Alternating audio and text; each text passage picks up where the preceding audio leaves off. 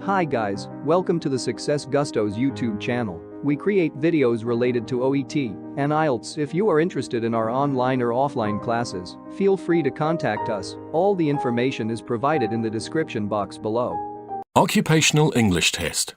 Sample Test 1. Listening Test. This test has 3 parts. In each part, you'll hear a number of different extracts. At the start of each extract, you'll hear this sound.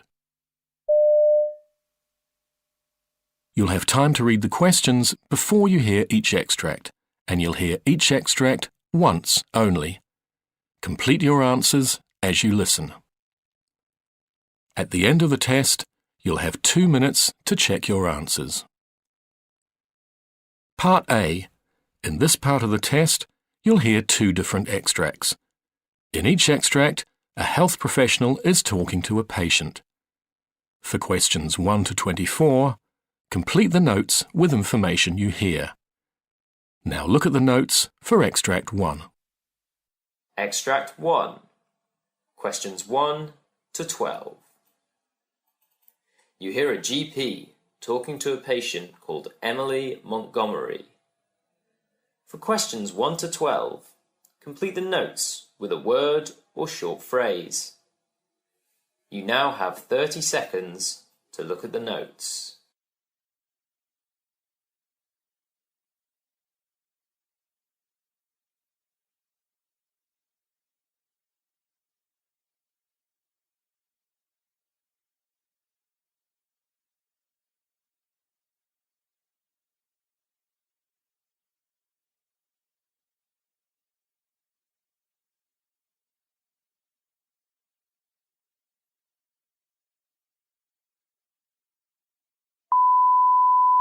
Thank you for coming to A&E. I've already taken a full history and examined John. We have a diagnosis and we're working on your son. If it's okay, I'd like to ask you a few questions, please. Yes, of course. I understand that John has been in pain. Yes, the pain kept him from sleeping. How long has this pain lasted? 4 hours, I think. Any other symptoms? Yes, his father says he vomited twice. Could this be food poisoning? Because I had some a few days back. No, it's not food poisoning.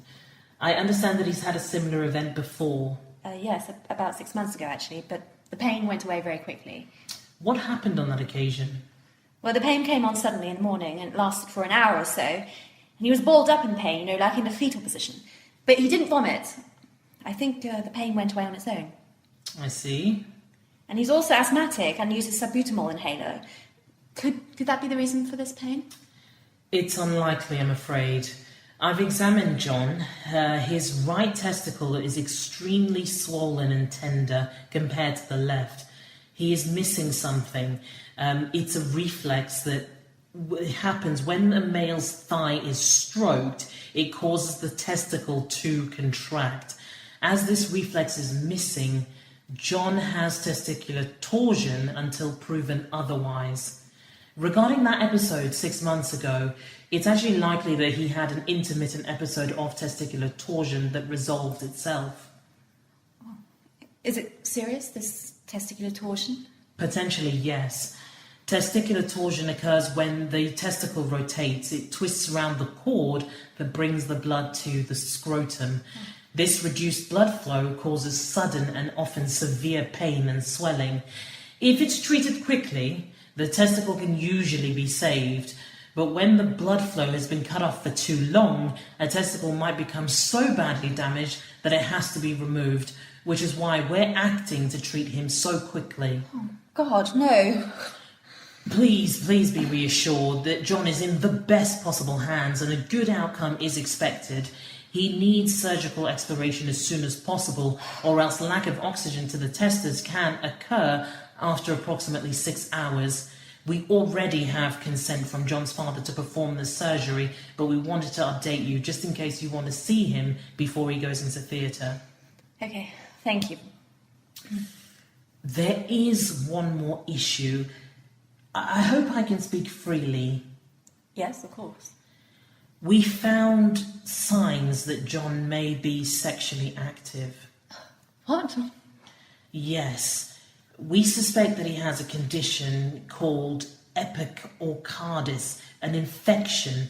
We've sent the urine samples off for screening.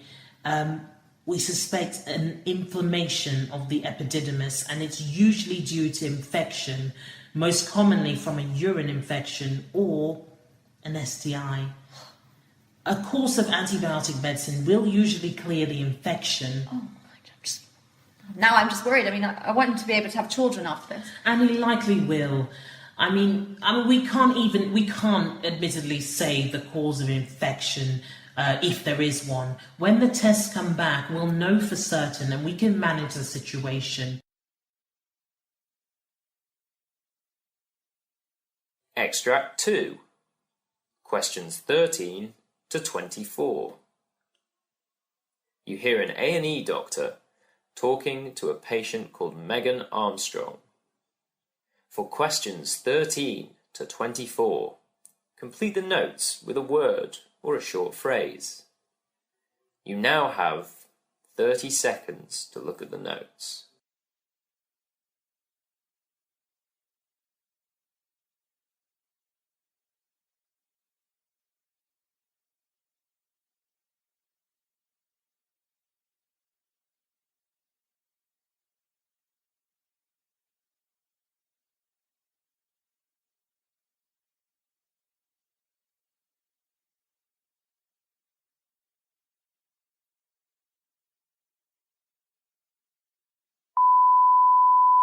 Thank you for being so calm. The last 24 hours can't have been easy. Just let me reassure you that your daughter is fine now and that she's been given some adrenaline. Thank you. Oh, it all happened so fast. 1 minute she was eating her dinner at the party and next she collapsed on the floor. Do you know what she ate? I'm not sure. We'd been asked our dietary requirements in advance and I specifically asked for a vegan dish. The party was catered for by a caterer that I didn't know, so I didn't want to take any chances. My daughter's 4 now and she's always been allergic to prawns and shellfish, neither of which should have any place in a vegan dish. I suppose you haven't had much time to ask the host. No, none at all. I rushed straight here and we've been here ever since. They admitted us straight away and rushed us into A&E. They said they'd run some tests, find out what caused this, and I just cannot stand not knowing. Don't worry, we will find out. Now, there are a number of diagnostic tests that will let us know what the allergen was. Allergen? Yes. We don't know for sure yet, but I suspect that your daughter's had an allergic reaction to something that she ate. Why? I mean, what would cause that? A variety of things, really. It's her body's immune system protecting her from something it thinks is toxic. It usually passes with a bit of water and rest, but sometimes an allergic response can be very serious. Like today? Right. Well, once we find out what it is, I will make sure that my little girl never eats that again. Certainly be advisable to avoid it, yes. At least now I know what to do if it does happen again. Yesterday I was just so busy flapping about. It was actually one of the other mums that suggested I bring her here. I was just so upset. That's understandable. And you did the right thing. I just really want to know why it happened and what to do if it ever happens again. Well, I can make inquiries and I want to see if we can get you an EpiPen. Have you heard of that? No, what's that? It's an auto-injector that gives a small dose of adrenaline, and it's only to be used in case of an anaphylactic shock or other allergic emergencies. You need to give it, for example, in the abdomen, thigh, or lower back, and it will give you a chance to let the paramedics arrive. Right, okay, I'll bear that in mind then. It's probably for the best. Will I always know when she's in shock? What if I don't realise? Now, it should be clear, but it may not always be, actually, because some of the symptoms to look out for include flushing of her skin, swelling of the lips, throat and mouth, difficulty swallowing or speaking, abdominal pain, nausea and vomiting. All right, thank you for explaining all of that. I'll have to let my husband know then too, and I suppose everyone else really. I don't think many of the other mums know that much about how dangerous allergic reactions can be. I mean, I almost lost her. But you didn't. You did the right thing. You rushed here and we're treating her. Yeah, no, I know you're right, and I am so grateful for all of your help. I just, cannot wait to find out what this allergen is, just so that, she can avoid it in the future. And yeah, I'm going to tell all the other mums to be careful because, you know, like I said, I almost lost her and you know, I just don't think they realise how, you know, how serious it is. Of course. I'll get you some pamphlets on what to look out for, and maybe you could pass them to some of your friends as well so that they know what signs to keep an eye on. Yeah, I'll definitely do that. Thank you so much. No problem.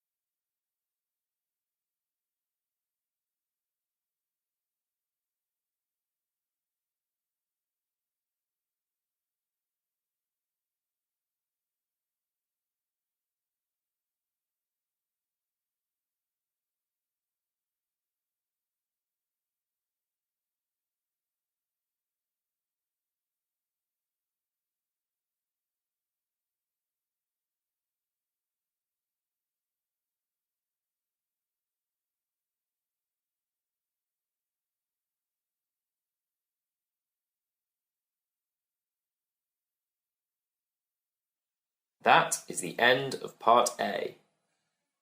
Now look at Part B. Part B. In this part of the test, you will hear 6 different extracts. In each extract, you'll hear people talking in a different healthcare setting. For questions 1 to 6, choose the answer A, B, or C, which fits best according to what you hear. You will have time to read each question before you listen. Complete your answers as you listen. Now look at question 1. You hear a podiatrist discussing how she prepares for a consultation. Now read the question.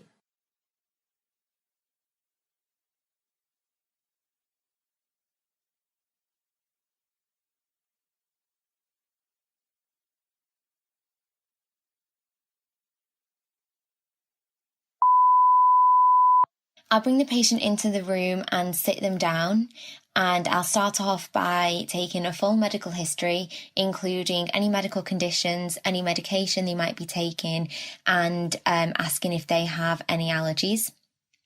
After this, I will ask them to explain to me why they have come to see me, and I'll make notes about that so that I've got all the information written down.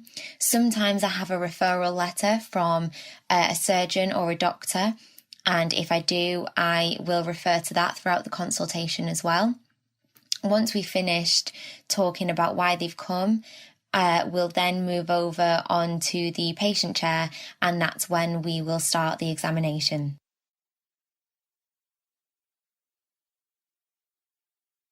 Now look at question 2.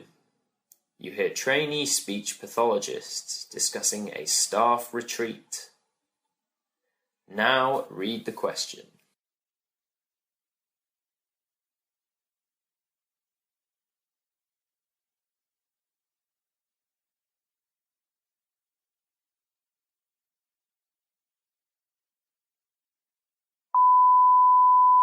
How was the retreat? Good, yeah. Shame you couldn't make it. We went to the Lake District. I know, I had a family emergency. Was it just an excuse to have a holiday, or did you actually get some work done? It was actually really helpful. We talked about exploring using phonics to overcome cognitive impairments. As I'm sure you can imagine, having somewhere really peaceful was helpful to practice. I'll bet. So how does it work? Using phonics, I mean. Well, it's all to do with forming relationships. If you can relate a particular memory to a particular sound, for example, it makes it so much easier to remember the details more clearly. For example, a loud clap in the middle of a murder scene may help you to remember the face of a culprit. What? What's so funny? Just that I'd love to have seen that. You all stood in the middle of the district making fools of yourself. Hey, watch it. But seriously, it was great. I'll bet.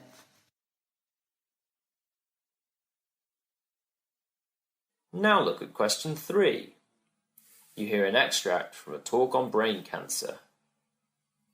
Now read the question.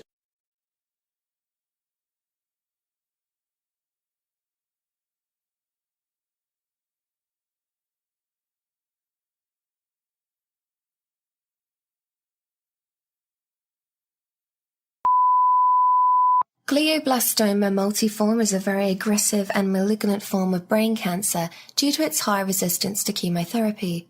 Of recent, it has been found to depend on the bulk of macroautophagy to boost proliferation, though modulators of autophagy hold great potential as chemotherapy adjuvants. The degree of inhibition or upregulation necessary to achieve apoptosis sensitization remains unknown. Hence, the study by Jürgen et al. Aimed to determine the extent of autophagy modulation required to cause an impairment of mitochondrial bioenergetics to the extent of enhancing the onset of cell death. Results showed that coordinated upregulation of autophagy, followed by its inhibition before chemotherapy, caused a decrease in oxidative phosphorylation and election transfer system capacity, impaired fission of the mitochondria and fusion dynamics, and also enhanced onset of apoptosis in terms of cleaved PRAP expression and cleaved caspase. Hence, coordinated modulation of autophagy may present an avenue favorable for improved chemotherapeutic intervention in the future.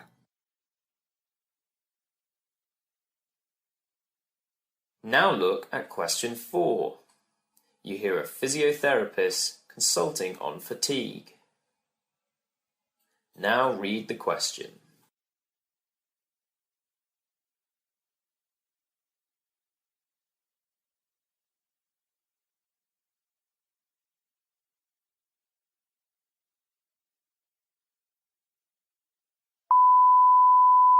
So, you're here because of your fatigue.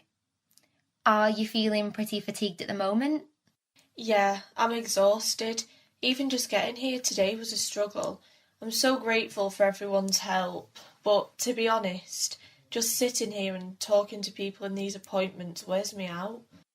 Okay, well, what I'll do is I'll spend about 15 minutes right now seeing what I can do to help you.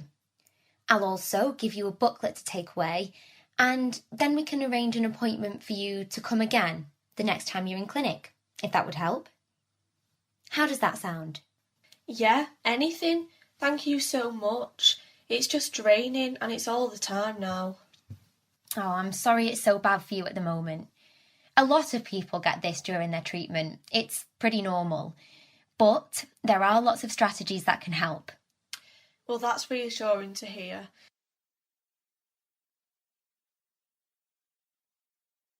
Now look at question 5. You hear a dietitian reporting on research. Now read the question.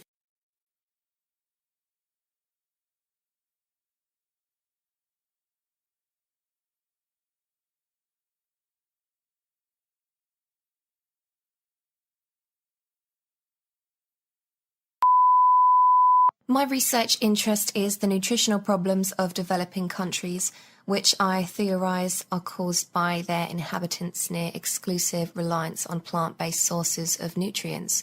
When combined with low socio-economic conditions and consequent high rates of inflation, it is an area of nutrition whose exploration could save nations. Control of these nutritional diseases requires thorough analysis of the existing situation and appropriate, cost-effective and innovative strategies to fight the spreading conditions of abject poverty. One such example of this was the 2010 French mass production of Plumpy Nuts, a cheap peanut-based paste that is still being used as treatment for severe malnutrition.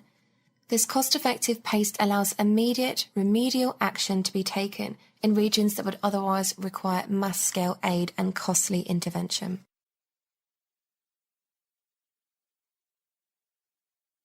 Now look at question 6.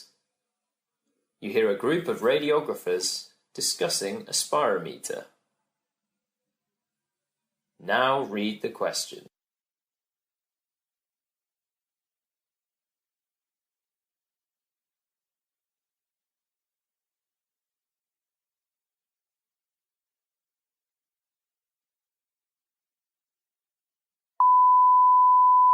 This X-ray is terrible. It's like something's in the way. Mary, can you make out what it is? Not really. Jane, could you ask the respiratory department to change their machines? Oh, and whilst they're at it, the spirometers need a once-over too. Spirometer? Is that one of those small grey things that you blow into to measure ventilation rates? Sure, but they can do all sorts of spirometry reading these days. They can diagnose a lot of lung conditions, asthma, COPD, cystic fibrosis, pulmonary fibrosis. They're a very useful kit. I would have thought you'd remember all of that, Mary, or weren't you paying attention during our last interdisciplinary? Hey, I don't specialise in chest radiography, you know. To be fair, you don't need to. Never mind. I agree that the respiratory department should do something about their equipment. That is the end of part B. Now look at part C. Part C. In this part of the test, you will hear 2 extracts. In each extract, you will hear health professionals talking about aspects of their work. For questions 7 to 22, choose the answer A, B, or C, which fits best according to what you hear. Now look at Extract 1. Extract 1. Questions 7 to 14. You hear a radiographer, Greg Knight, giving a lecture on broken bones. You now have 90 seconds to read questions 7 to 14.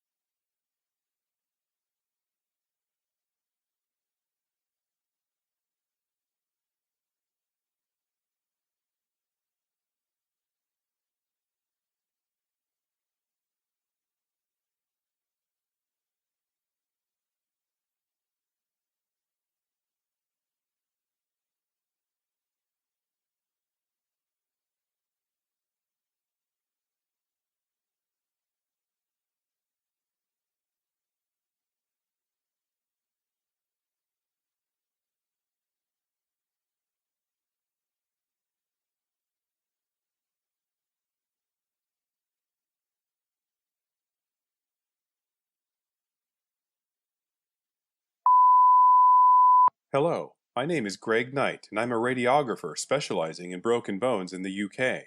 Broken bones can happen in any walk of life, but I would like to take a moment to discuss with you the symptoms, what to do when someone breaks a bone, and recovery plan.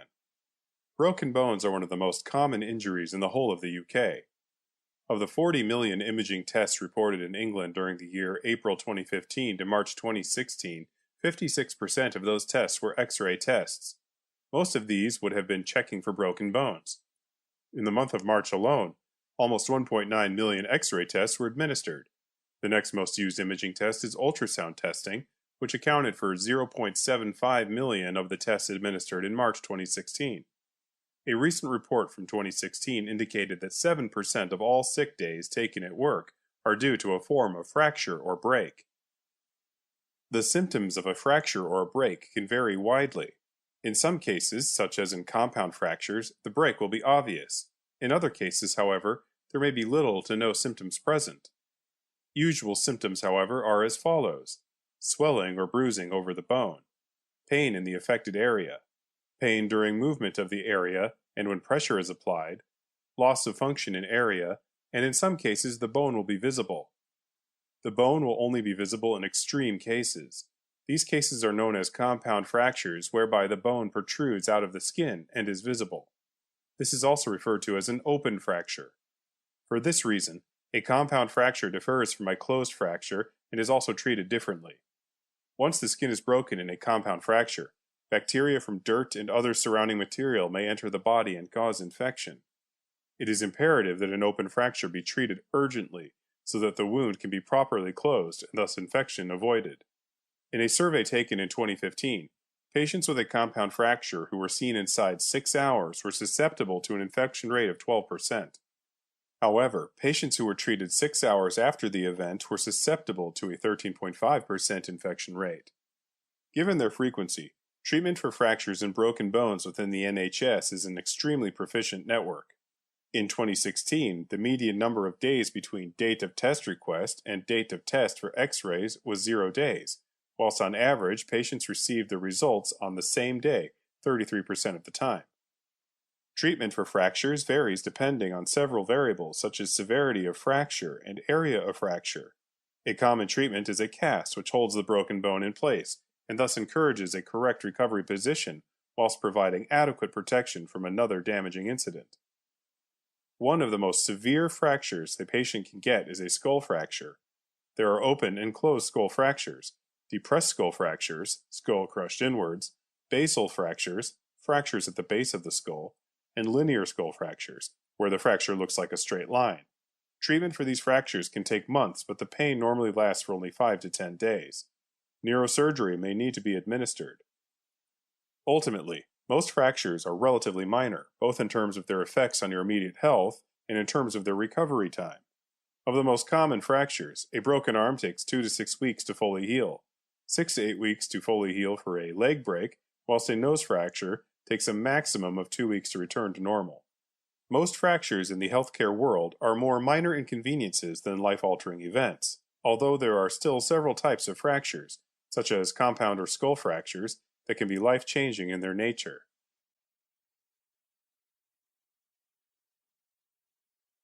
Now look at Extract 2. Extract 2, questions 15 to 22. You hear a dentist, Lara Soft, giving a presentation on oral hygiene and tooth decay. You now have 90 seconds to read questions 15 to 22.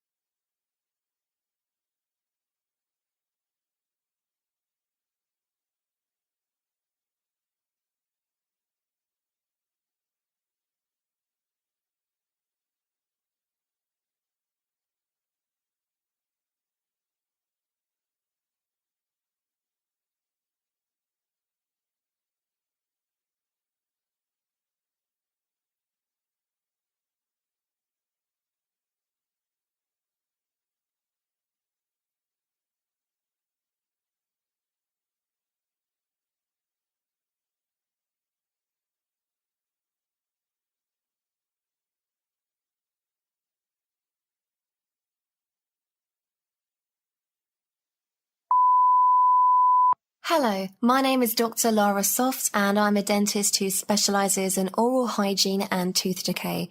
My topic today concerns the oral hygiene in the UK and what can be done to help solve a growing problem in the UK healthcare industry.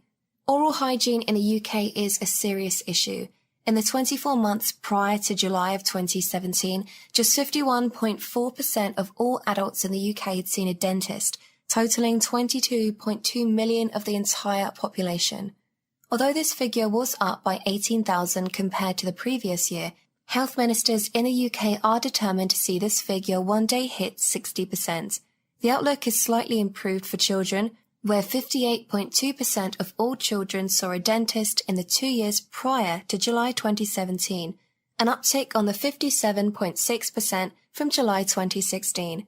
However, this number needs to be far better, as many of the oral medical issues that develop later in life are born out of unhealthy oral practices that develop in childhood. Approximately 57.5% of all dentist visits are for a minor checkup or treatment, such as an X-ray or polish and clean. However, a worrying statistic has emerged that in recent years, more children and teenagers are visiting the dentist to have tooth extractions. The statistic shows that from 2016 to 2017, dentists extracted around 43,000 teeth from teenagers or children. That is around 170 teeth being extracted per day. The process of tooth extraction involves a general anesthetic being administered and then at least 2 teeth removed.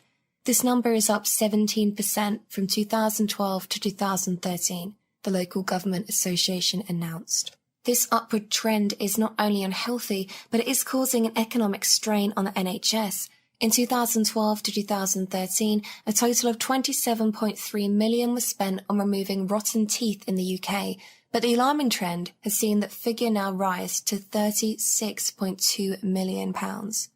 This drive rise in the number of tooth extractions can be heavily attributed to the rise in unhealthy oral hygiene and health in the UK. Tooth decay is avoidable. A healthy and balanced diet with minimal fizzy drinks, sweets and sugary foods in general will lead to less build-up of plaque and thus less rotten teeth. Furthermore, this diet will only be effective if you brush your teeth twice daily, once in the morning and once in at night, and floss after meals. These simple changes can drastically improve a person's oral hygiene and help to prevent tooth decay. The government is now taking tooth decay far more seriously. In a recent 2016, the government found that 1 in 4 children under the age of 6 suffer from some form of tooth decay, and that those children will have between 3 and 4 teeth affected. Tooth decay is not simply an economic inconvenience or a compilation of statistics. It is a serious condition if left untreated. Of those children under the age of 19 who had teeth extracted, 26% had missed significant time at school due to the pain caused by their tooth decay, whilst 38% had sleepless nights due to the pain, and 67% suffered significant pain. Those are alarming statistics and highlight why the government needs to make a concerted effort to encourage healthy oral practice. One of the best new plans the government has in place to deal with tooth decay is to discourage the consumption of soft drinks. Our diet should consist of no more than 5% worth of free sugars. In 11 to 19-year-olds, soft drinks, which regularly exceed our guideline daily sugar allowance in 1 can, accounted for a third of all sugar intakes. But the UK government is encouraging healthy lifestyle diets and twice daily brushing far more than it used to. Hopefully this brings about a change to the UK population and especially to children who often have little to no say in their diet. Perhaps parents will take a greater notice of what needs to be done to improve oral hygiene.